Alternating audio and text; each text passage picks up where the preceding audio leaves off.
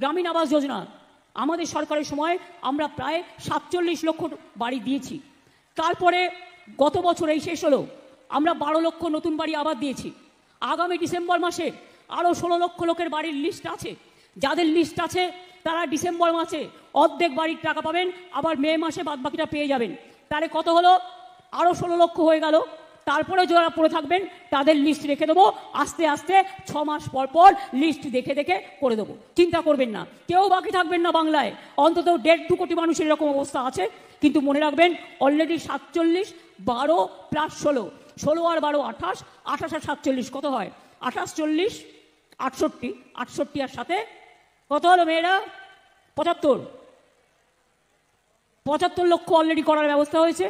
বাদ বাকি যেটুকু আছে সেটুকু আস্তে আস্তে আমরা করে দেবো। এটা কেউ যদি বলে আমাদের এখানে ফর্ম ফিল আপ করুন আমরা দেবো, কোনো না জেনে ফর্ম ফিল আপ করবেন না। আপনার ডিটেলস নিয়ে গিয়ে ভোটার লিস্ট থেকে নাম্বার দিয়ে দেবে, আর নিয়ে বলবে এই নাও এনআরসির নোটিশ নাও। আমরা মানব না। আমরা চাই আমার আদিবাসী হোক, আমার তপশিলি হোক, আমার দলিত হোক, আমার হিন্দু হোক, আমার মুসলমান হোক, আমার শিখ হোক, আমার কন্যাশ্রী হোক, সবার ভোটার লিস্টে যাদের এনটাইটেল তাদের নাম তুলতে হবে।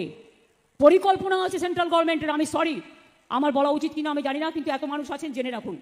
যারা ভাবছেন আপনার এপিক কার্ড আছে আর কিছু করতে হবে না, নিয়মটা পাল্টে দিয়েছে।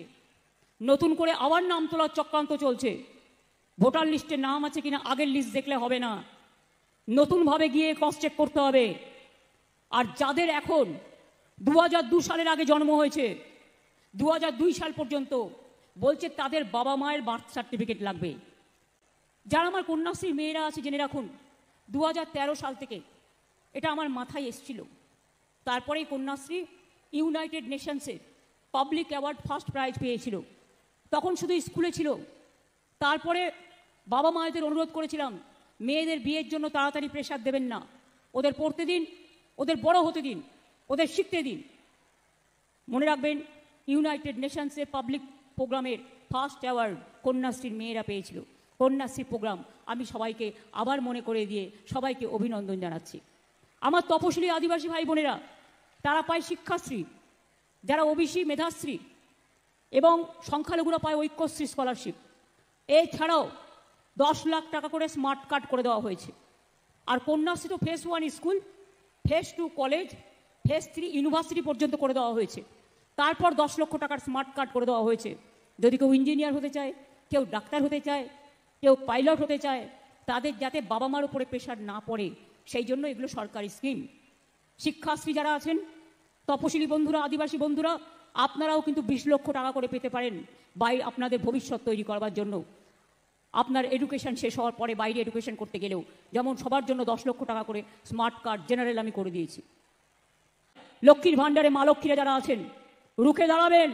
আপনারাই ঘরের লক্ষ্মী, আপনারাই সরস্বতী, আপনারাই বিদ্যাবতী, আপনারাই অহল্যামা, আপনারাই রোশেনারা, আপনারাই সমস্ত ধর্মের, সমস্ত জাতির।